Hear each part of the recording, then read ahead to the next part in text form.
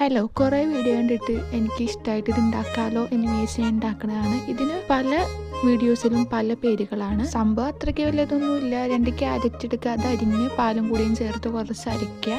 ഞാൻ പാല് ചേർത്ത് കുറച്ച് കൂടിപ്പോയി. അതരച്ചിട്ട് നമുക്കൊരു പാത്രത്തിലിട്ട് തിളപ്പിച്ച് പിന്നെ അതിലേക്ക് നെയ്യ്, പഞ്ചസാര, ഉപ്പും പാലും കൂടി ഇട്ടിട്ട് ഒന്നും കൂടി തിളപ്പിച്ച് കുറച്ചൊന്ന് ശരിയായി വരുമ്പോഴത്തേക്കും നമുക്ക് റവയും കൂടി ഇട്ട് മുഴുവനായിട്ട് ഇടരുത്. ഇങ്ങനെ ചെറിയ ചെറിയ ഇതായിട്ടുള്ള കട്ടകളാകാണ്ടാവുന്നു ഇതുപോലെ ഇതാക്കിയെടുക്കുക. എന്നിട്ട് നമുക്ക് ഇതൊന്ന് ചൂടാറി കഴിയുമ്പോഴത്തേക്കും ഒരു പാത്രത്തിലേക്ക് മാറ്റി വെച്ചിട്ട് നമുക്കത് ഉണ്ടകളായിട്ട് എടുക്കാം.